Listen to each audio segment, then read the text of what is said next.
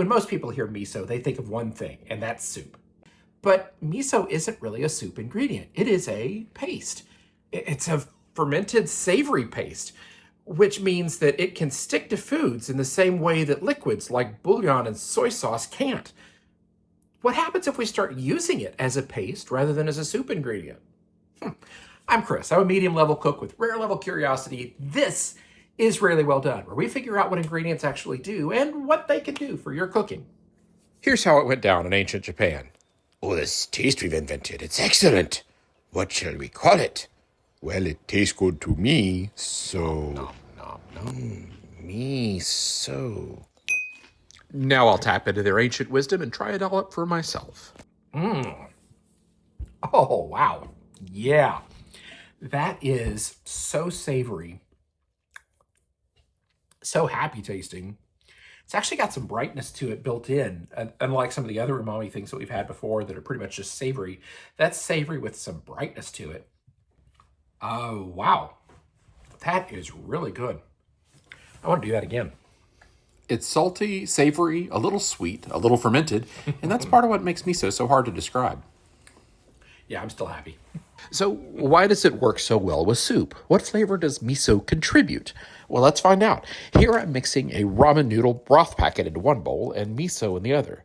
The packet is basically instant broth seasoning, salt, flavor compounds, sometimes MSG. But miso is made by fermenting soybeans with mold cultures, which slowly break proteins down into savory amino acids. So instead of just umami saltiness, you get something closer to aged flavor.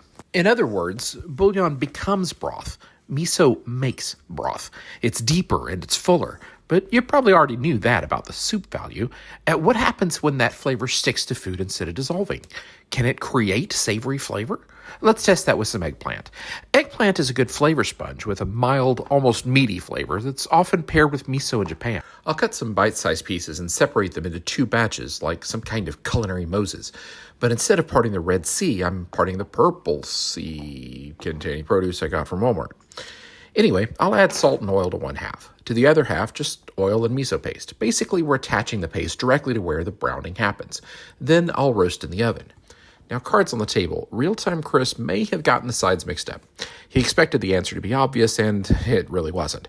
Feel free to call him an idiot in the comments. He was young and naive. Unlike me, voiceover Chris, who is at least several hours wiser. It's pretty good overall. That said, he might have been right, too. Eggplant turns out to be a lousy test subject for this experiment. It cooks unevenly, absorbs oil unpredictably, and I may not have used enough miso to create a dramatic difference. In theory, the miso side should be a little deeper, a little more savory, maybe even slightly more browned. I mean, some of these look really tasty, and that's one place miso shines.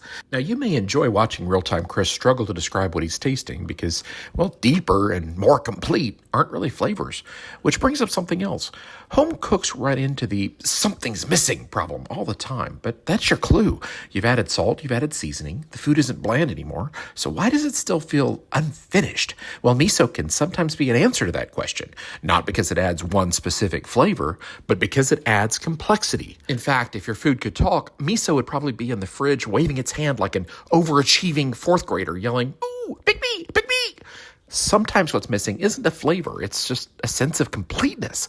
Let's test that on a salad dressing. What happens when miso is dissolved into a vinaigrette? Well, normal vinaigrettes are basically oil and acid. Here we're using some olive oil and apple cider vinegar. Now, miso adds three things: savory flavor, salt, and a little body.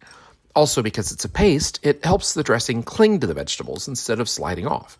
On paper, it should be strangely good at this. Do you play the mandolin? The mandolin is great for consistent, thin slices, and it's a very inexpensive tool every home cook should have. Check the link in the comments to pick one up for yourself. We're going to slice up some cabbage and cucumber. Now notice the contrast here. Cabbage is dry, but cucumbers are basically crunchy water. Can the miso blend stick to both?